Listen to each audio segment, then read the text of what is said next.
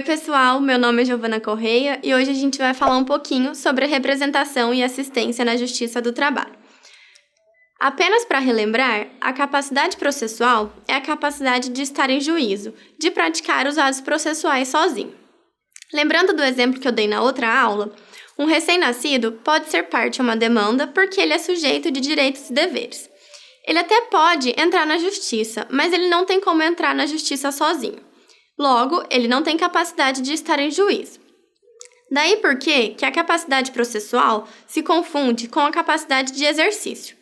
A capacidade de exercício está nos artigos 3º e 4º do Código Civil, que dividiu essa capacidade em 3 graus: capacidade plena, relativa e incapacidade. Se a pessoa tem capacidade plena, ela tem também direito e exercício.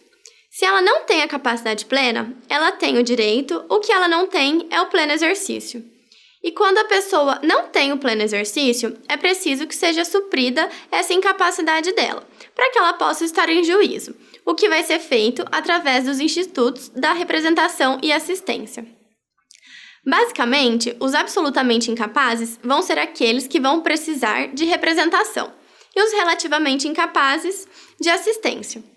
A diferença é que, na representação, o representante é quem declara a vontade do representado. Já na assistência, o assistido declara sua vontade e o assistente apenas chancela essa declaração. O artigo 5º do Código Civil trata da emancipação, que consiste em dar capacidade plena aos relativamente incapazes, o que significa que um relativamente incapaz vai poder passar a ter capacidade plena em virtude dessa emancipação. Existem vários tipos de emancipação, e a gente vai falar aqui brevemente deles. A emancipação pode ser convencional, também chamada de voluntária, que é aquela concedida ao incapaz pelos pais por livre e espontânea vontade. A emancipação pode ser também judicial, que é aquela requerida ao juiz e deferida por ele. Ou ainda, a emancipação pode ser legal, que é aquela que vai ocorrer quando o incapaz preencher uma hipótese de lei. Dentre as hipóteses de emancipação legal, o direito do trabalho prevê que aquela pessoa que possuir um contrato de trabalho e que tenha economia própria é emancipada. Significa, então, que no Brasil, ter carteira assinada e receber um salário mínimo é uma hipótese de emancipação legal. Eu falo aqui em salário mínimo porque, ao estabelecer o salário mínimo nacional, a Constituição Federal considera ele como sendo um valor capaz de gerar uma economia própria. Agora, a gente vai falar um pouquinho da representação, que é o tema da nossa aula.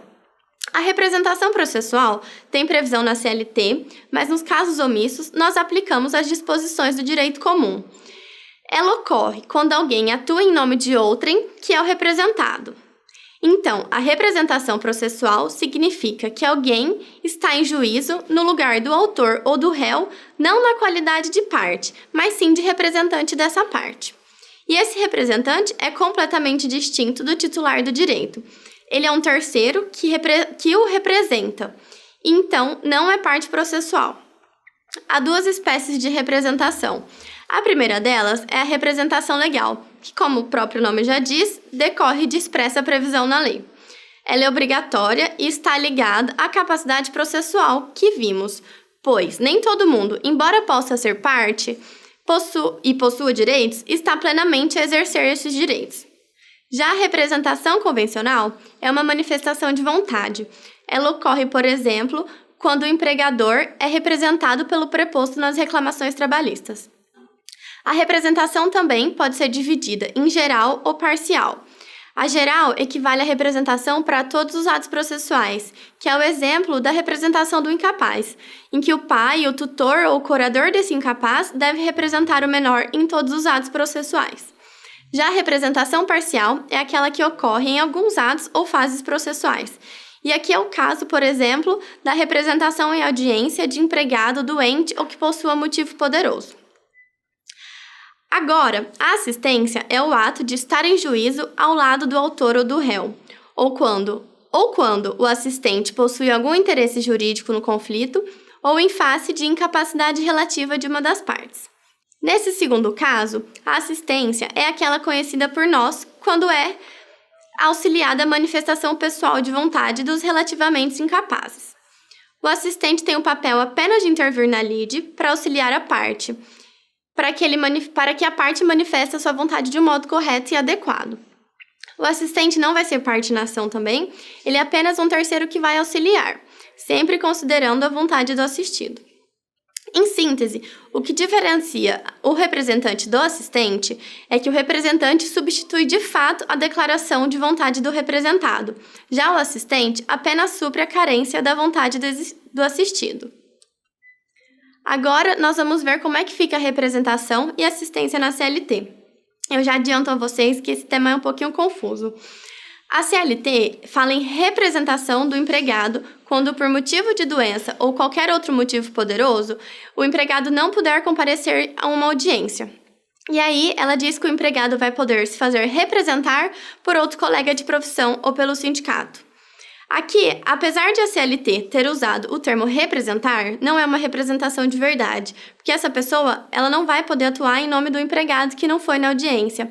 Ela não vai declarar a manifestação de vontade dele, então não é uma representação. Ela só vai na audiência para informar ao juiz o que aconteceu, o motivo pelo qual o reclamante não pôde ir. Esse ato, na verdade, visa apenas evitar a aplicação de penalidades por ausência do empregado, como o arquivamento ou a confissão. A CLT também fala em assistência das partes por advogado. E aqui ela também se engana, porque quando o advogado atua em nome da parte, é sim uma representação e não uma assistência. A terceira confusão que a CLT faz é que ela fala em representação pelo sindicato nas reclamatórias plurimas. O que acontece, na verdade, nessas ações plurimas é uma assistência sindical, porque quem é parte é o empregado, e o sindicato vai ao processo apenas para dar força e assistência. Por fim, a CLT fala em substituição do empregador em audiência, mas aqui, na verdade, trata-se de uma representação, porque essa pessoa que vai no lugar do empregador na audiência vai lá representá-lo, ela vai atuar em nome do empregador, sendo então uma hipótese clássica de representação. Bom, por hoje é isso que eu tinha para falar e a gente se vê em breve.